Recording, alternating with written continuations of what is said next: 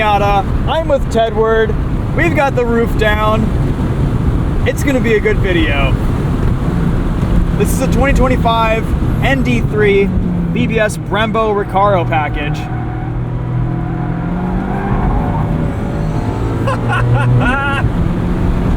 I love this car. Every time I get behind the wheel of a Miata, it's a great video, it's a great time. And I always wonder why I haven't bought one yet. It's because I have the S2000 and I've had a bunch of Miatas already, and I know I'll just end up back here. I think I've been priced out of Porsches in the last few years. We're all just gonna probably end up back at Miata because it's where we started. And it's just such a great place to be. You've driven this a little bit, Tom. I want to get some of your thoughts on this car in this video. Man, the biggest problem with this car is what just passed us, which was that Camaro, because I've been spending time in your SS1LE, and dollar for dollar, like a used SS1LE is basically $40,000, right? We're in that realm. This is 40 grand with everything, yeah. And that sucks, because I really love both of them, but I think at heart I have to just use my carnal instincts and go 6.2 liter V8. But this thing is just a blast. It is all the things you want out of a sports car, and it's also more of a GT car than it has any business being. This is so comfortable on the highway. It's so comfortable over bumps. This feels like a Raptor. You can just send it down dirt roads, bounce over things. It's not going to shatter your teeth. If we're talking ugly, nasty roads,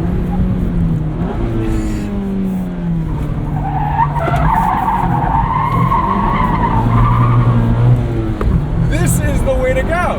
Because in a GT4 RS, I'd already have lost my teeth. in a Lamborghini SGO or Technica, we bounced off the road. This is one of the worst roads on our test route right now, and it's just steamrolling over all of it. All of those expensive Porsches would have debeated a tire. Yeah. That's not a thing those cars can do. Also, they sure don't have one of these bad boys. Nothing has this anymore.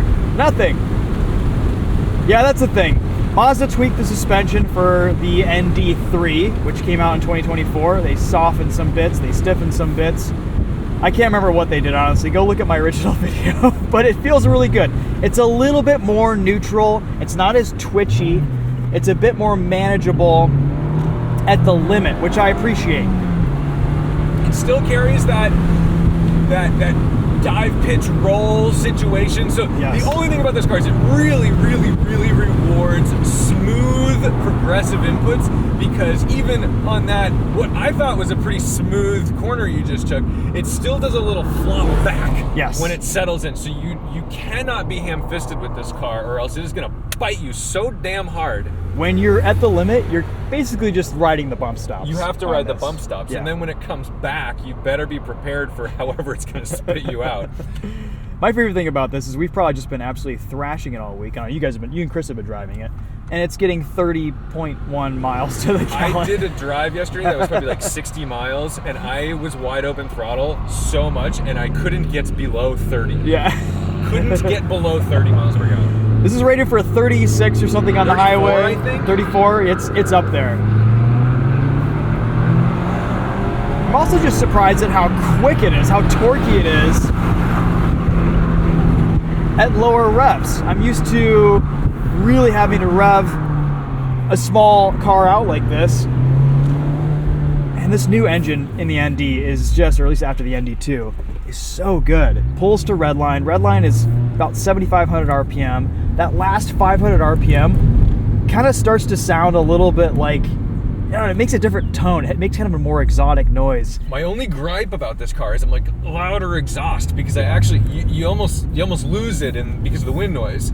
100%. It's way too quiet. And one of the greatest joys of an old like Italian sports car like an Alfa Romeo is that when you get into that throttle, it growls, it grunts, and it's really apparent the difference between like a half throttle, a quarter throttle, and full throttle. And like I want this car to do more of that, and I can tell it has it in it. It just needs to be uncorked. Luckily, $400 Roadster Sport Race exhaust, and you're there. It's one of the best sounding 4-cylinders on the market. It's really nice. But yeah, in stock form, they did add a little bit of induction noise, or they tweaked the induction noise for the ND3, and it sounds a little bit better, but it's so subtle, I don't know if most people would notice it. And yeah, just throw an exhaust on your Miata, $400 or $500, get a little axle back, and that solves all your problems.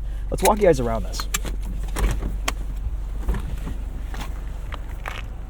This is a new color for 2025. It's the same color that we've seen in just about every Honda press car we've had lately. It's a very common color these days. It's maybe named different things, and it's probably not the same as everything else. But what is it called? Aero gray? Aero something gray. I already forgot it. Yeah, it'll be in the description. It has metallic flake in it. Yeah, it looks good. It costs $450. I wouldn't pay for this color. But I get it if you do, if it's your thing. Yeah. You know, it's a trendy thing. I like the contrast between the BBS wheels, the red brakes, the gray. The seat piping on these Recaros is very nice. Not a cheap option. I think, let's get the Monroney out here. I want to say that's about $4,000. It's all about $4,000, yeah. But it's $4,000 well spent if you want a nice Miata. Yeah, it's $5,000 for the BBS forged wheels, the heated Recaro seats, and a rear bumper skirt. Oh, it's got kind of some aero stuff there's too. Some cute things on it. Yeah, it looks nice. We've got a set of Potenza S001 tires and 205 45 R17s. They put the power down, they grip and rip, but they let you have a little bit of fun too. Nice deep trunk, not super wide, but you can put a couple bags in here for the weekend.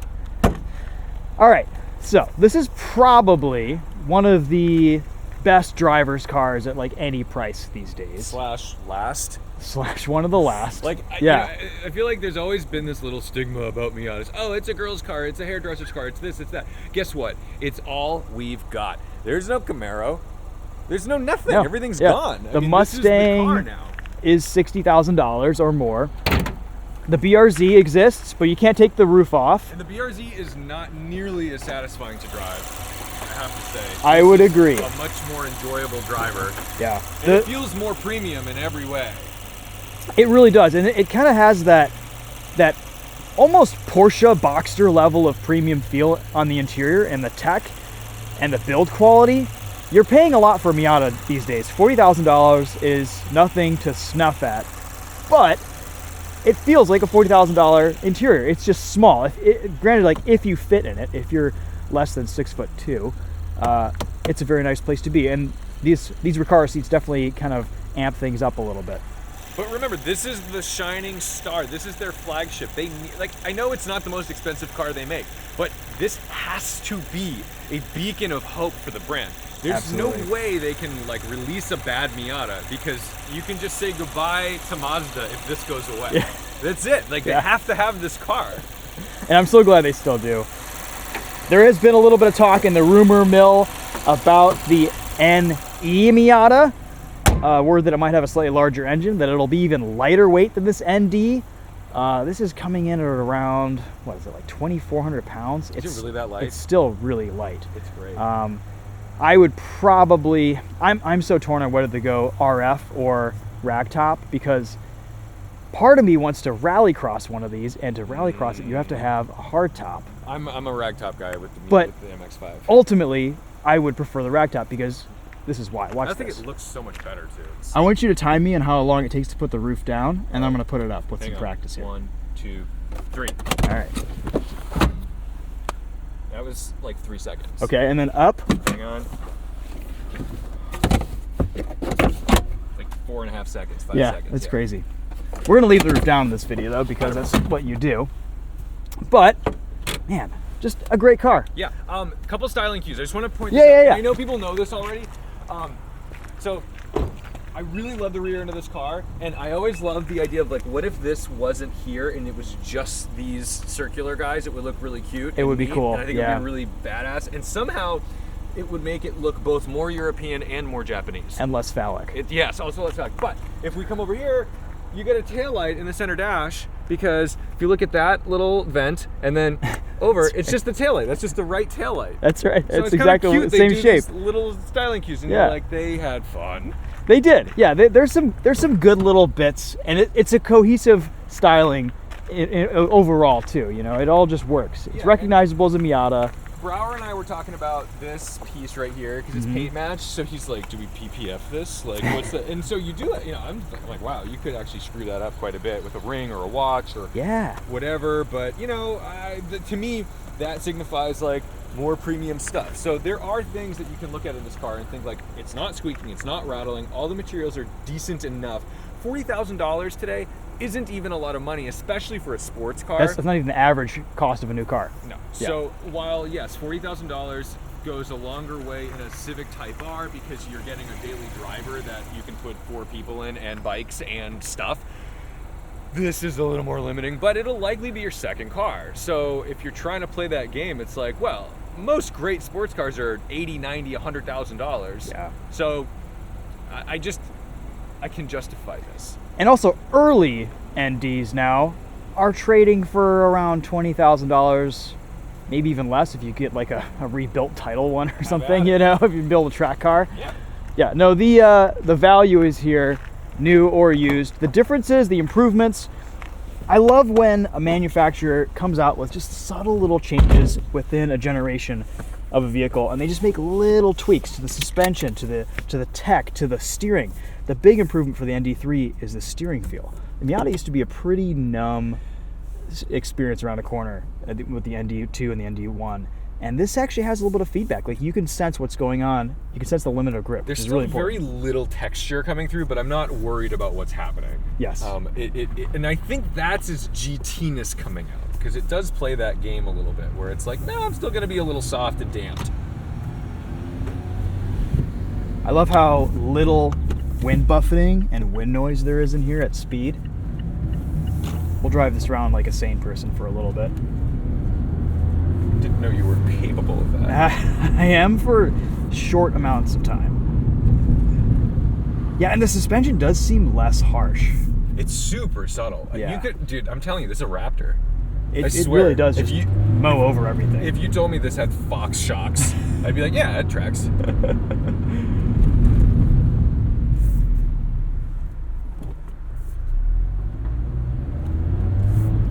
The throttle tuning, the shifter action, all of your just driver interaction points are just so well calibrated, so cohesive in the way that they just come together. The timing of the shift points, the way the revs drop.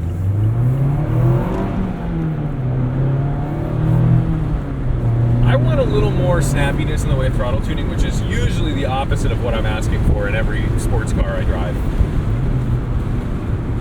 But I think I just need to be more patient with it. Look at the mechanical grip of this thing. It's amazing. 205 has never been more capable.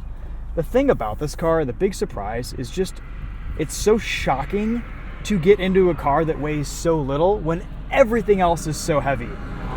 Even the BRZ is 2,800 pounds. Excuse me. And that's a pretty nimble little sports car. But it just doesn't feel the same. Lightness is everything. Weight is kind of the king here. I love the S2000 for that, but still, even that's got a little bit of weight on this. There's a chuckability here that's just so satisfying.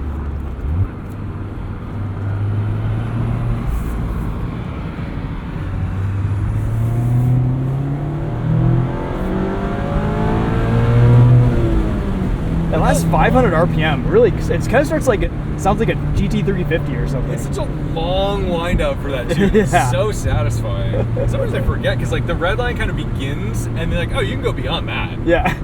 I never hit rev cut in it, because it's just like, that tack lets you go deep. Let's turn around again here.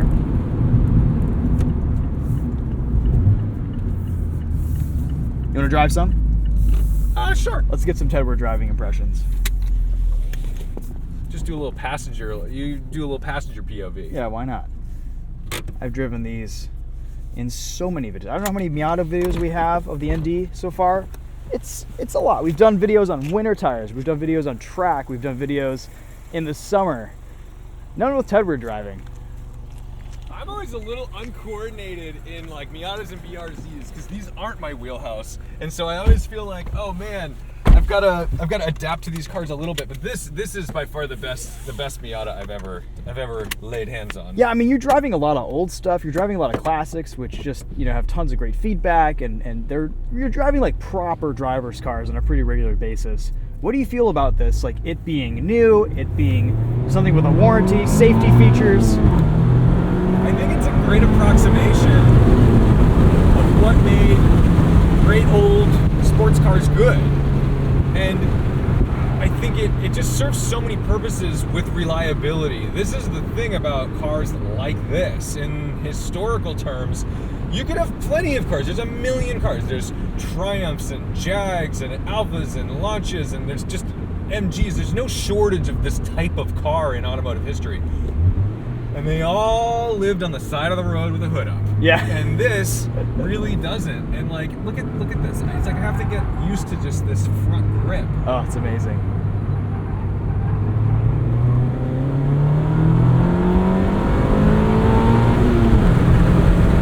And you can be a little ham-fisted with it. And like, it's fun. The clutch is pretty grippy and grabby, so you can actually like nail an upshift and it's just easy to drive too. Like, I do think this is a great car for everyone, because I think the biggest problem when it comes to new sports cars is that they're very easy and approachable, and it does forgive many sins, which means that people with money, with an interest in driving, sometimes don't have great skills. Sure. Because they're masked. Pretty much any idiot can get in a new GT3 or GT4 RS and look pretty darn good. In this, it will very much flop over and tell you how uncoordinated and clumsy you are. It won't bite you and kill you, but you're definitely going to be aware that, like, I thought I was better than this. Yeah.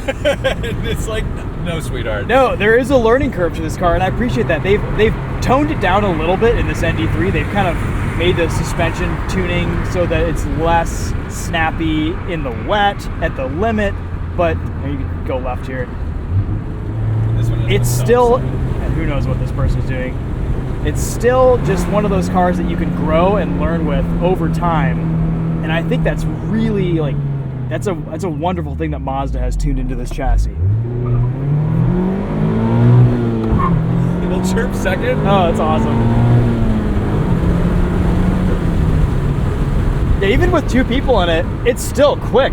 It's doing all the things. Yeah, it's kind of right at that limit of the amount of power you can enjoy sanely on the street at legal speeds. Oh, the shifter. Like, you know when people are like, save the manuals? This is the manual we meant to save. Yeah. I mean, how many manuals have you driven that you're just like, oh, that one wasn't worth it? Yep. Like, that kind of just some rubbery nightmare, and it's not tuned right. Like, this clearly is meant for this. And there's like a real just, this is what it should be. It's that je ne sais quoi. Yeah. It's the X factor. It's a car with soul in 2025. There's not many left. Yep. There's not many left. It's weird because, like, when you get in like a Honda, Hondas have great shifters, but they feel Honda. They feel a little like this feels more like a Tremec than it does. Yeah, it does. It has a little bit of that, like, you know, Bang Gears muscle car shifter feel to it.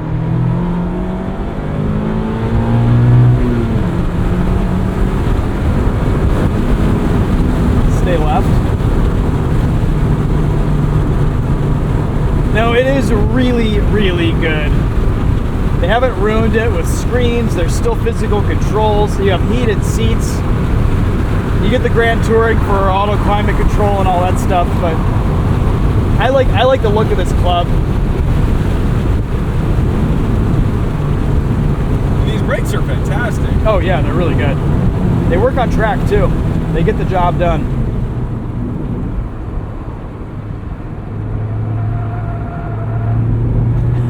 It's like just so easy. In those moments, I'm like, oh man, if I had an extra like 100 pound-feet of torque, this thing would actually do some hilarious stuff.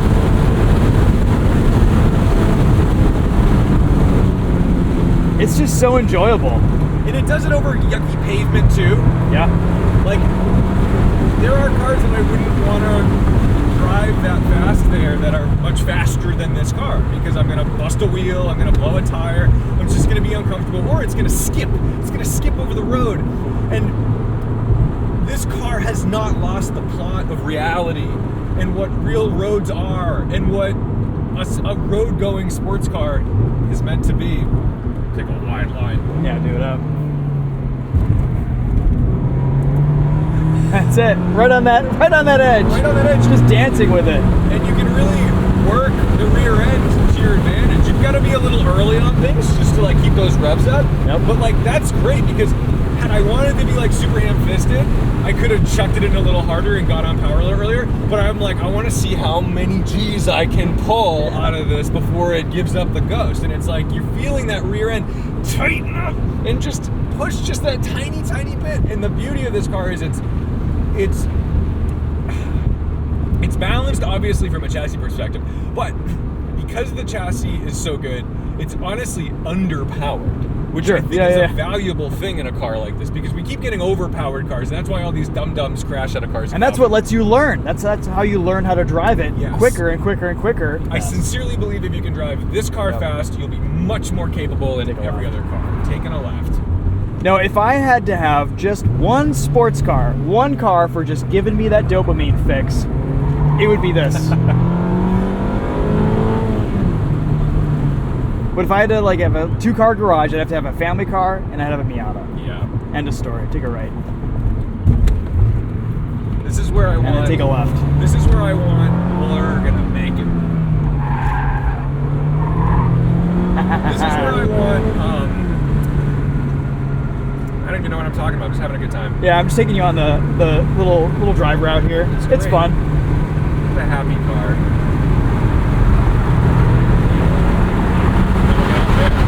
Yeah.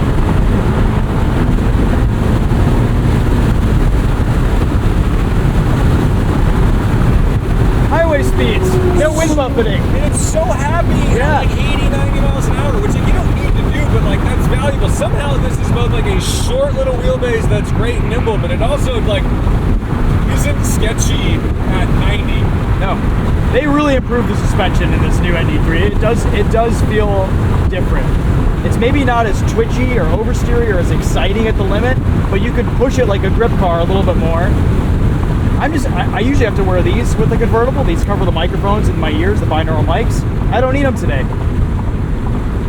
I have to get used to like a lightweight car again. Like I drive a lot of old classics, but when I'm driving like $1 million car, I can't do that in it. Like I'm not gonna go like get oversteer situations in like a short wheelbase Ferrari 250. Sure. Yep. And I used to just drive like little lightweight sports cars, and it's like a really good reminder of like, you need something light to practice in. You need a little rear wheel drive car to go do donuts in. You need like, this is just like a great car to hone your skills and figure out all the things. It does everything. It's a good thing. It's still the answer.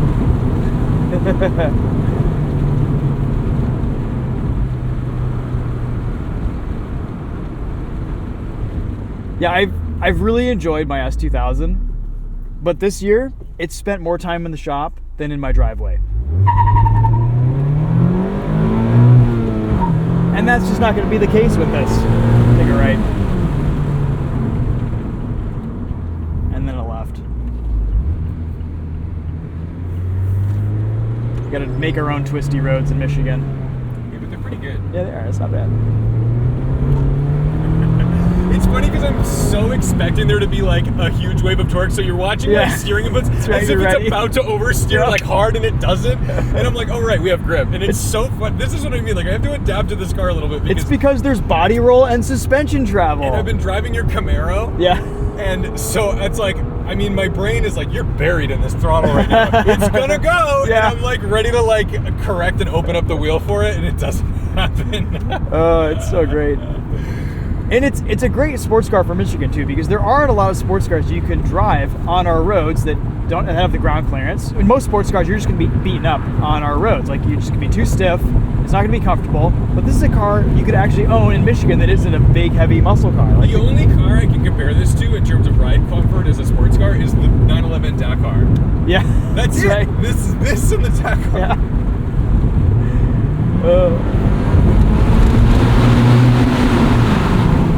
No, it's crazy. It's really good. My mom has had a 2017 ND1 BBS Brembo that was pre-Recaro package since it was brand new. She bought it new, and it's been awesome. Got like 12,000 miles on it. You can get those. A Miata. Oh, you can jump a Miata. Oh, this is a very jumpable car.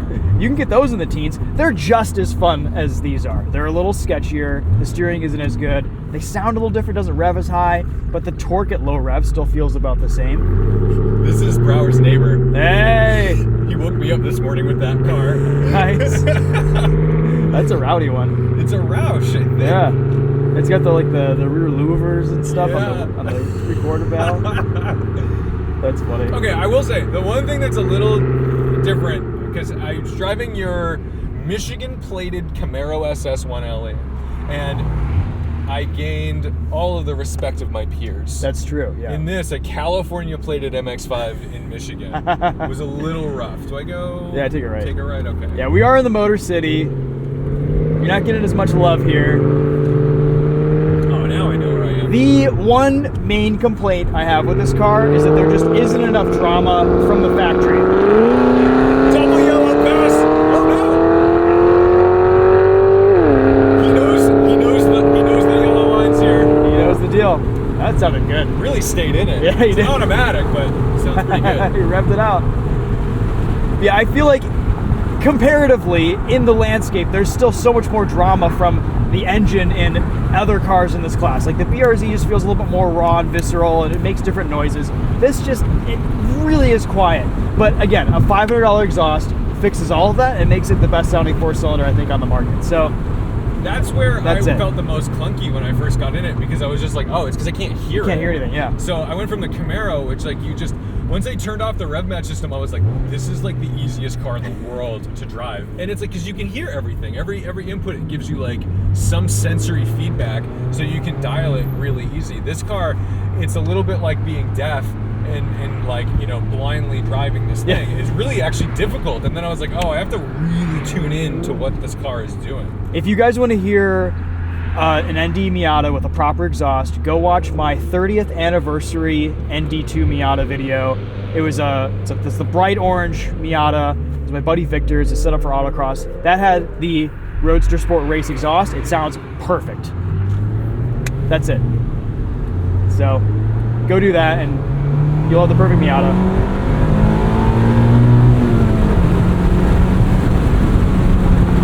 And you can drive it smoothly.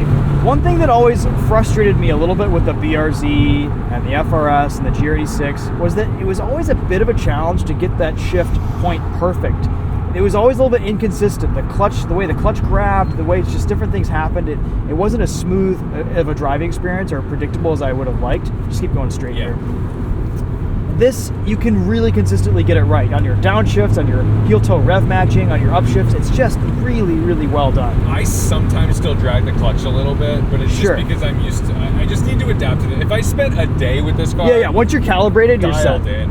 Also, I just want to report that we are now at 29.9 mpg. All right, that's what it takes. That's just all I'm saying. We're really sucking down this. Yeah, we are chugging in the Miata. The Bose sound system is decent. Do we have the Bose in this? I don't know. I think it does. Yeah, this sound system is really nice. Yeah, I assume we would. For 40 grand, we would. We were blasting it yesterday with the top down on the highway, and it was fine. And you get the little headrest speakers. That's right. Yeah, it's back here. Yeah, that's right. It'll have a Bose logo somewhere. So these are complicated seats. They're heated. They're they're heated. They're adjustable. They've got they're spoken. The thing. So do not leave the roof down in the rain in this car. You'll probably cost yourself a good bit of money. It's true. It's the roof's so easy in this. It's sometimes I'm kind of lazy in convertibles, and I'll just leave the roof down. Like if I'm just going into a shop real quick in downtown, and this takes 6 seconds to put up. Sometimes I'm off by like 50 to 100 RPM on this car, and it's because even if I feel myself stab this throttle to the floor, like I'll do it like, watch this. I'm just gonna go, boom. Yeah. That was 1,500 revs. You gotta mash it. You gotta be like aggressive. Hold it there. Yeah.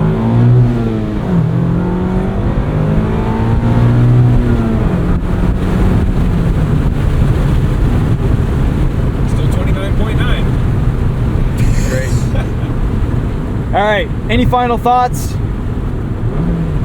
I'm glad it still exists. It makes you a happier person, I think, owning a Miata. It's a good car. I'm having a good time. It's a good car. It's where you value lightness over grunt. Yep. And it's one of those things that like it's showcasing the things that I as a driver need to work on, because sometimes I'm covering these things up. You know, the vulnerability of driving a small car in the real world can be daunting. You know, we had an F350 Super Duty tailgating us yesterday, and had I stopped and he not noticed, that is a decapitation situation. Yeah. For me, this drives like how I always imagined and wanted a sports car to drive. It's kind of that physical embodiment of like what a sports car should do around a corner in a straight line, how it sounds with a little bit of exhaust treatment, and the way it looks. It's sexy too. The lines, the proportions here are all right. So yeah, we like a Miata. What can you say? It's a great car. It does all the things, and like I think the gear ratios are incredible, because I think like my instinct is to be like, wow, these are a little long. It has the torque to do it though. Yep. And I actually really value a long gear in a car like this, because it allows you to like set up a corner and then follow through with that corner. Sure. And having a long gear in a car that's like less powerful is great, because it means that you don't have to give it that extra shift. Yep. The gearing was shorter with the ND1 when that came out, because the red line was lower. And then they raised the red line with the new motor, and now the gearing's a little bit longer. It's like an S2000. It's great. Yeah, she's a good one. Yep. All right, I think I don't really know if we have a place to walk around and wrap up this video, but you guys have seen plenty of Miatas. Go check out Tedward's channel at Tedward Drives, or just Tedward. You guys know Tedward. Yeah, we did a nice little sunset drive in it last night. Yep. And I think it kind of showcases what it can do as a GT car, and in some really lovely little sweeping corners that we found. Yeah. Let's stop at an empty gas station, This is a good spot. We don't need gas, because this car doesn't use fuel. So we'll just go here, because this is now, gas stations are just for posing. This is great. This will make a good TOPher HQ.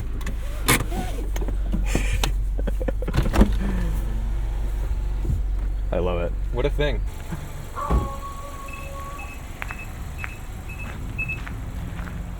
Also, if you're going to be tracking this or putting a ton of miles on it, consumables are going to be virtually none. You'll probably never go through a set of brake pads before like 30,000 miles. Yeah. And tires are up to you. Yeah, Like exactly. That's really. You have to try hard to burn up a set of tires. I bet we could go do donuts for like 15 minutes and hand this back, and they would go, "Yep, everything's fine." Yeah, it's fine. No. That's how my BRZ was. I had to do multiple track days, drift days, and then eventually sell my tires to M1 Concours so that they could drift on them, and they're still not worn out.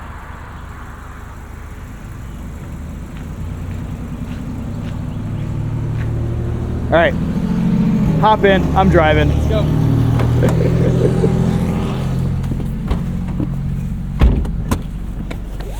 Super adjustable driving position too. I mean, this fits a wide variety of operators.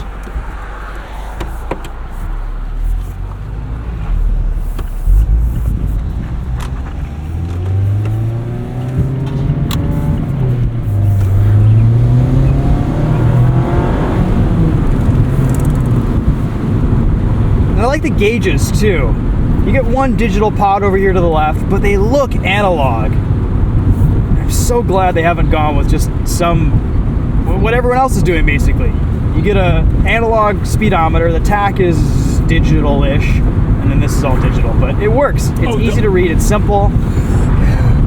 Watch, it'll tell you what gear you're in, okay? I want you to downshift to 5th and watch that thing. And now. Yeah. It takes about 2.5 seconds before it recognizes what gear you're now in. You have to let the clutch out. Now it's just confused. It is so You gotta let the clutch out. Yep. It really sits there for a second. Oh, it did register 6th. It didn't go to 5th. But yeah, you can really trip it up. It's funny.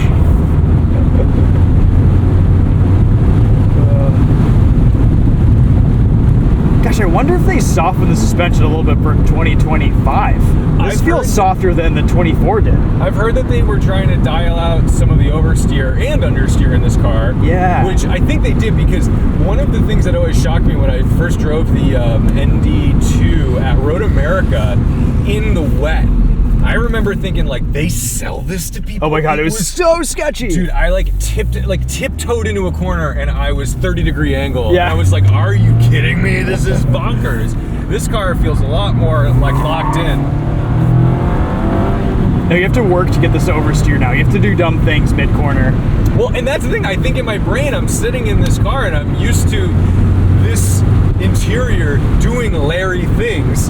And when it didn't, I'm like, oh, it's just hooking up. Yeah. That's neat. But I'm like, you're like ready for it, you know? Yep.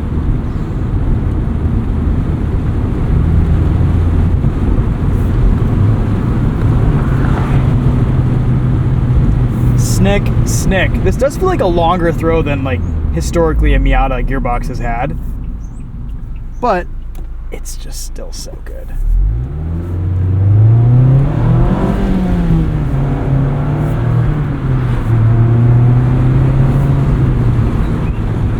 If this was the Honda, we'd be at 17 miles per gallon. No, this is wild. Yeah, I think this fuel economy is over like the last 700 miles or so.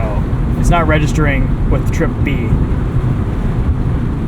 That's still pretty darn good. We don't know who drove this last, how it was driven. All right, that's a wrap. We're gonna go mountain biking in the Ranger Raptor. Heck yeah. And we'll see you guys in the next video. Thank you so much for watching.